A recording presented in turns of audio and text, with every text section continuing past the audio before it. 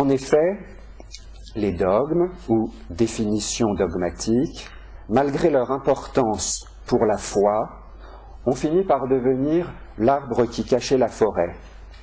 Les dogmes sont des déclarations ou des formulations de foi qui sont définies ad rem, comme on dit en latin, c'est-à-dire par rapport à un objet, à quelque chose, à une chose, en référence à la chose définie, mais qui reste tout à fait relative, comme on dit en latin, ad enunciabile, c'est-à-dire relativement à la formulation en référence à la définition.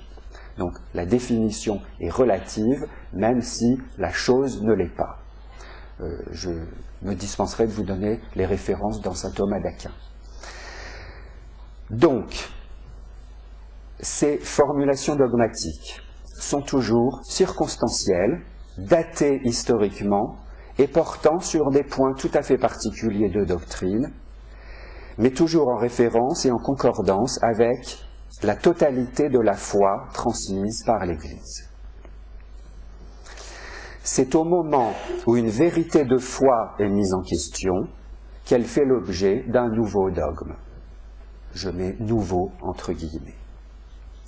La foi, en effet, ne s'est jamais ni définie, ni résumée essentiellement par une liste d'articles ou de vérités dites de foi, même si ces listes existent, le cas échéant.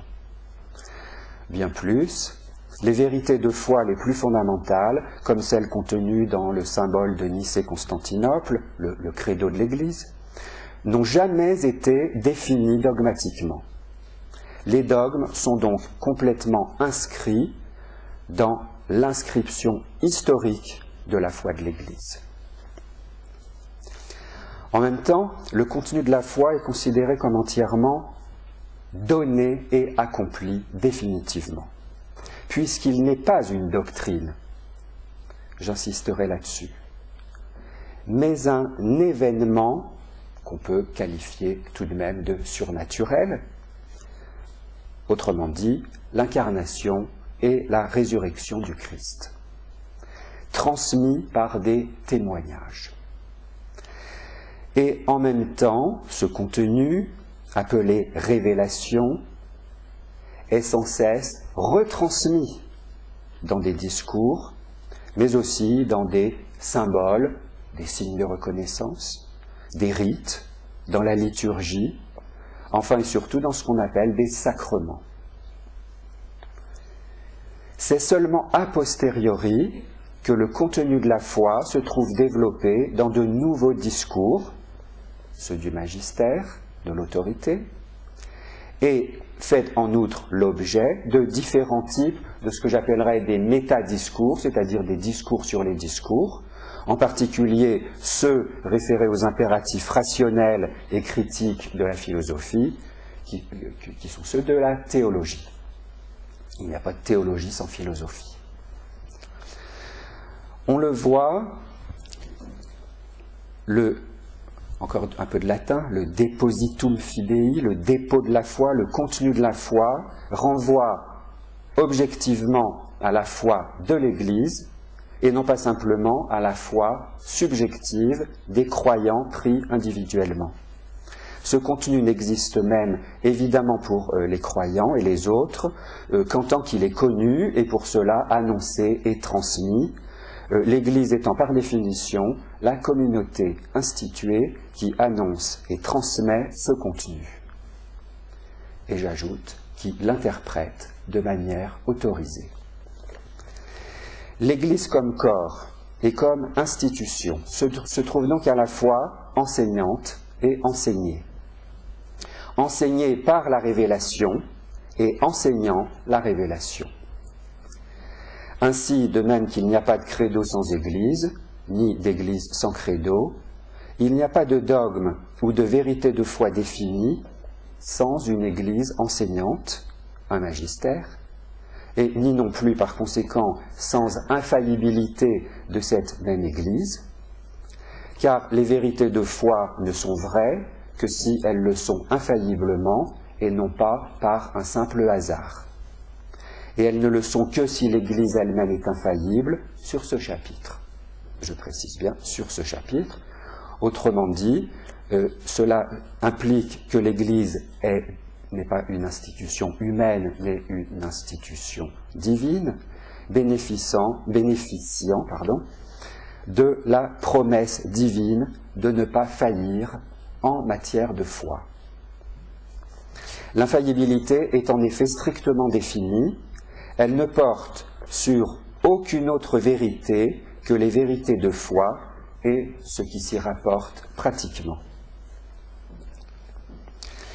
L'Église est donc amenée historiquement à établir de nouvelles formulations portant sur des aspects particuliers, faisant partie jusqu'ici, implicitement ou explicitement, du dépôt de la foi, du contenu de foi. En résulte la nécessité de hiérarchiser ou d'ordonner l'ensemble des énoncés de foi. En premier, on trouve les énoncés de foi divine, de fide divina en latin. C'est l'écriture et la tradition apostolique, c'est-à-dire le fond commun à tous les chrétiens.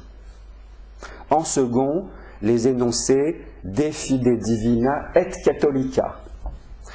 Ils ont fait l'objet de déclarations solennelles lors des premiers conciles œcuméniques, avant le schisme entre l'Église d'Orient et d'Occident.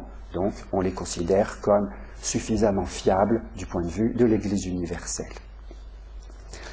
En troisième, il y a les énoncés de fide catholica, mais vous voyez, ils ne sont plus de fide divina et catholica, ils sont simplement de fide catholica, et ils font l'objet de déclarations du magistère, engageant formellement et explicitement sa propre infaillibilité, soit lors d'un concile œcuménique, soit par une déclaration ex cathedra du pape en tant que successeur de l'apôtre Pierre et de ce fait ministre ou serviteur de l'unité de l'Église universelle. Car, je ferai une toute petite parenthèse pour dire que même divisé, il n'y a qu'une Église. Ce magistère extraordinaire, à la fois universel et infaillible, se distingue d'une part du magistère simplement ordinaire des évêques, y compris l'évêque de Rome, et d'autre part du magistère ordinaire et universel de l'évêque de Rome.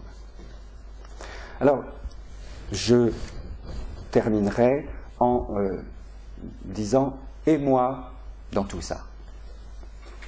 Car pour le croyant, sujet de sa foi, le dogme pose la question du rapport entre la foi personnelle et la foi de l'Église. Au contraire de ce qu'il est convenu de désigner comme l'autonomie de la raison, la foi affirme et revendique son hétéronomie. Autrement dit, se fonde sur la reconnaissance d'un autre et sur sa dépendance à l'égard de cet autre dont elle se reçoit. Même si elle implique l'activité de l'intellect et de la raison, la foi n'est pas d'abord une activité. J'irais même jusqu'à dire, elle est bien plutôt d'abord une passivité. Car elle est un accueil, une réception, un être affecté par un autre, dans une relation où l'autre est premier et le croyant, ou plus justement, il faudra utiliser le mot le fidèle, du mot fides, la foi, ou plus justement, je dirais, le fidèle ou le croyant est second par rapport à cet autre. Il croit que cet autre est absolument premier, et ce qu'il croit, il l'aime.